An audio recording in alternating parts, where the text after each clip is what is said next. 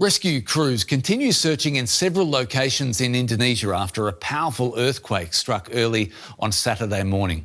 At least 38 people are confirmed dead as a result of the tremor that hit just before 6 a.m. local time. The quake was centred just off the coast of Flores Island. Its epicentre was 68 kilometres northwest of the city of Enda in East Nusa Tenggara province. Now, the initial quake was followed by several aftershocks. A tsunami alert was also issued in the immediate aftermath, but has since been lifted.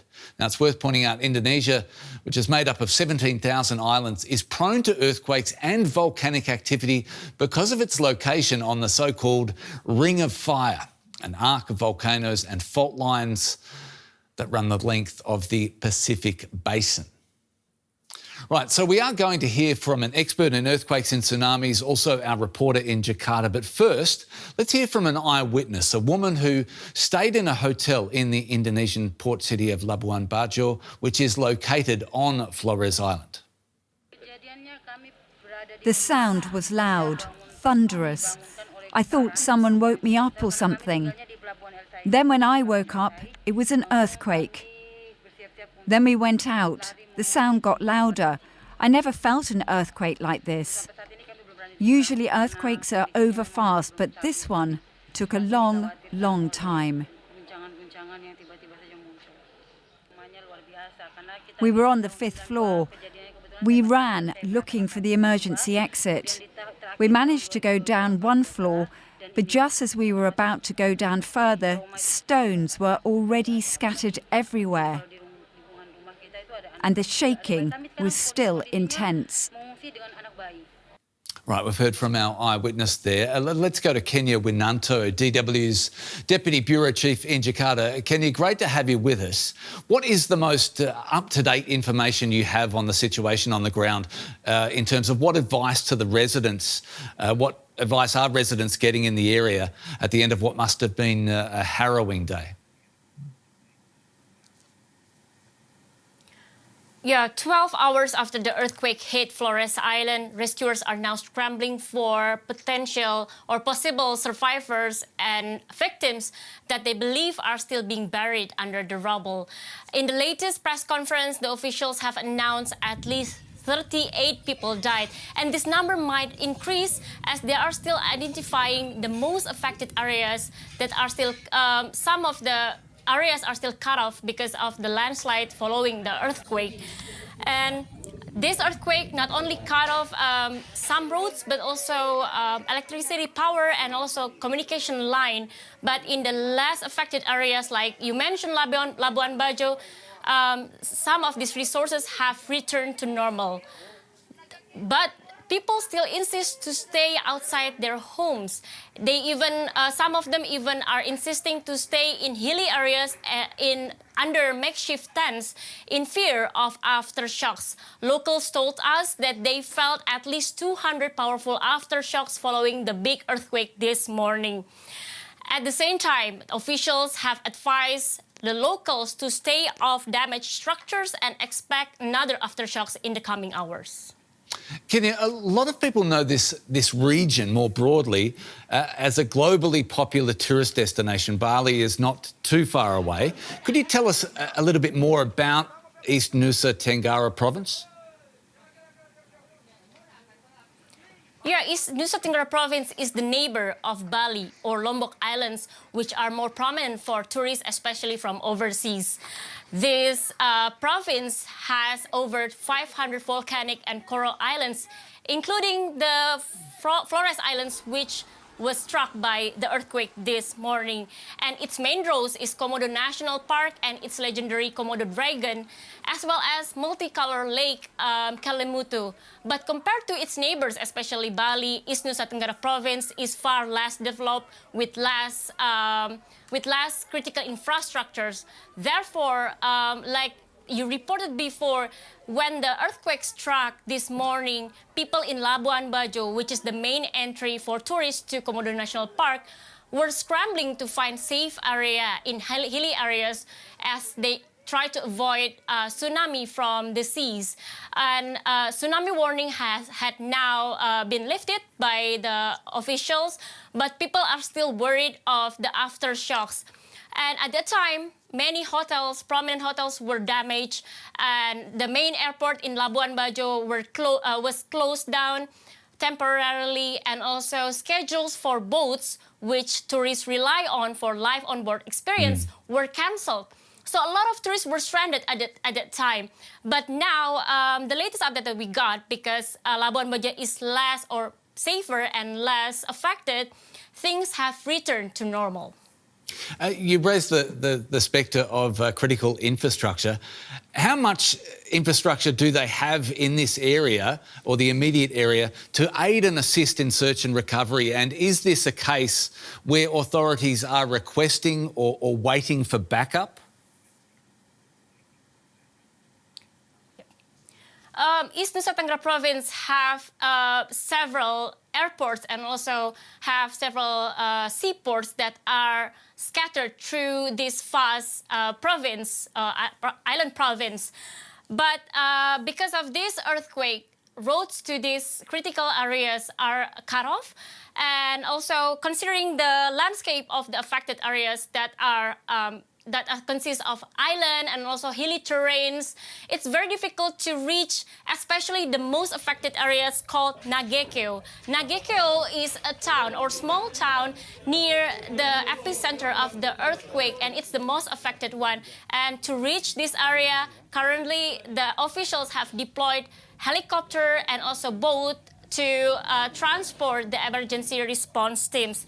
And the officials have also deployed heavy machinery to clean debris from the roads because they expect it to be clean by tomorrow morning. According to the officials in this presser in this afternoon presser, they said that they will set up emergency aid posts, which is obviously crucial as now people are racing against time because they are now relying on their own food supplies. According to locals that told us, shops and also markets in the most affected areas are closed down because people are feared of aftershocks. So now they only rely on food supply and water supply that they have, they could find near them. Kenya, great job. Kenya Winanti is DW's Deputy Bureau Chief in Jakarta. Great to have you with us. Thank you.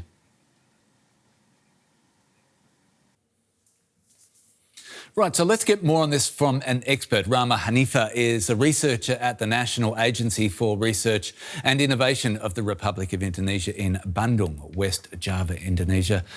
Great to have you with us. An expert in earthquakes and tsunamis. Help us understand, Rahma, this earthquake a little better, if you could, in terms of its size and strength, its depth, its proximity to a large population centre. Where does this quake rate compared to recent quakes in the region? Yeah, thank you. So, this early morning we had larger quake of magnitude 7, with intensity reaching 7 and 8 in the nearby islands. And this is located in Nusa Tenggara, East Nusa Tenggara. So East Nusa Tenggara is located in the eastern part of Bali. And then we have Lombok Island, Sumbawa Island, Labuan Bajo. So Labuan Bajo is also one of the international tourism destination where they also felt the earthquake, and that is where the earthquake was felt. A little bit further to Labuan Bajo, so-called exactly there is Nusa Tenggara.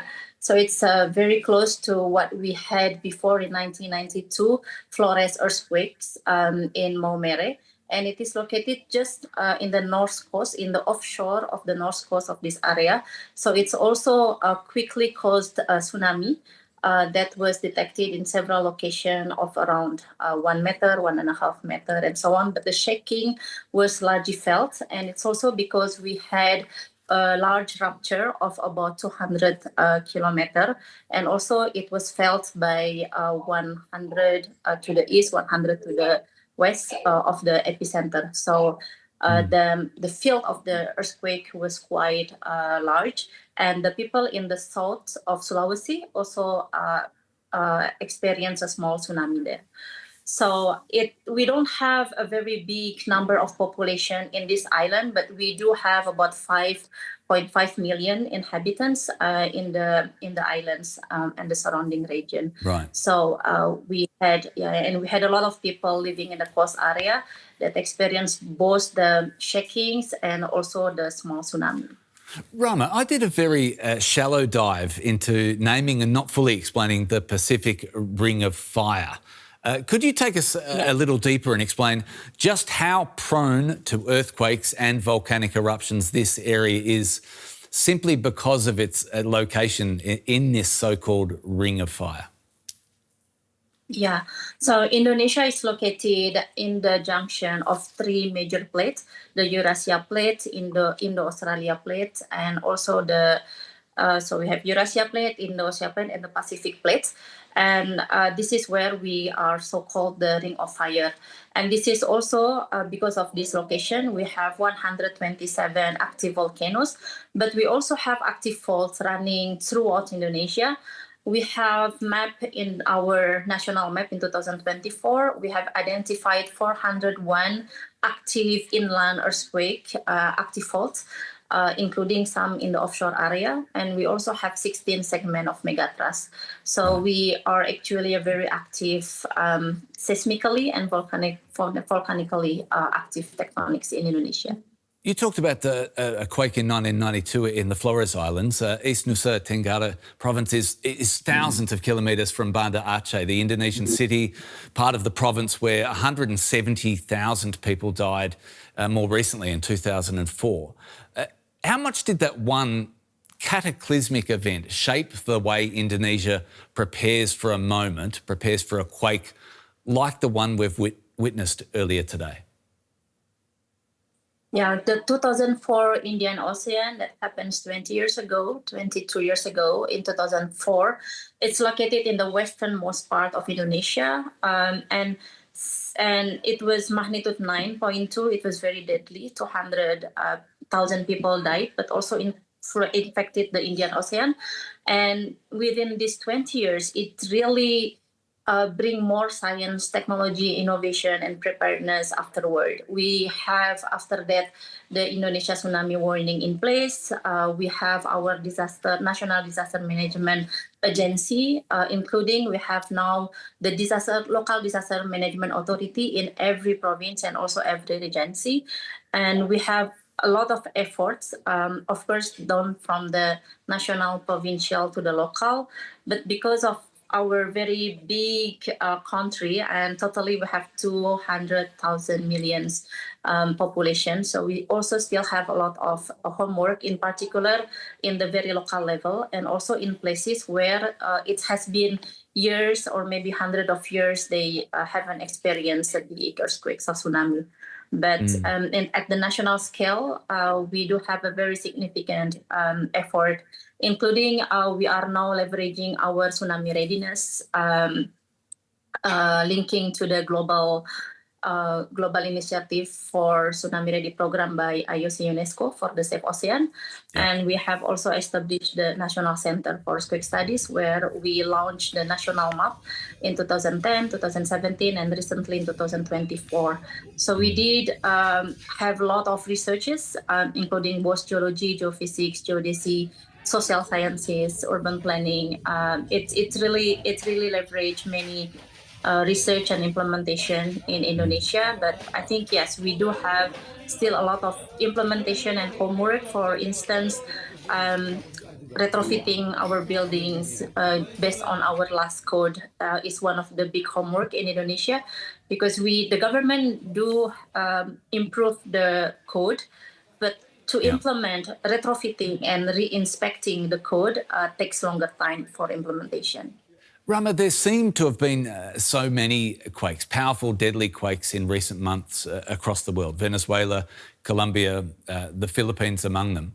It seems that 2026 has been prone to major quakes. Does the data support that unscientific observation, and is there a reason that might be the case? Yeah, it really triggered a lot of questions. We might say that it's not related between Venezuela, Colombia, and what happens recently in Indonesia. But then we also notice that all happens in the Ring of Fire. We do have research so-called stress transfer, but the stress transfer is usually not transfer that thousands of kilometers. But it's really, we notice a big increase in earthquake of magnitude 7 happening across the globe, but also in Indonesia. We did have several months ago also earthquake in the northern of Sulawesi, in Palu as well. And yeah, I'm also sorry for Colombia and Venezuela. And we also noticed like Venezuela, Colombia, such as what happened this morning, happens very near shore. So we have we have our coastline affected, and all are the plate plate conjunction, different plates, but it's where the different plates are meeting in one another place. So it is all like the plate tectonics are. Yeah. We see it's really moving. I think there are more researches also ongoing to see why there is an increase globally, or it's just a coincidence that it happens in this year. Brilliant, Rahma. Thanks so much for your input and your expertise. We really appreciate you making the time to walk us through and explain what we've seen in Indonesia and the region today. Thanks so much. Thank you. Right, then we'll leave the conversation there for now as we turn this over to you. We'd love to hear your thoughts if you happen to be watching from a part of the world where earthquakes are common. Are we getting better at preparing for seismic events like this? Is there more that we can do? Let us know.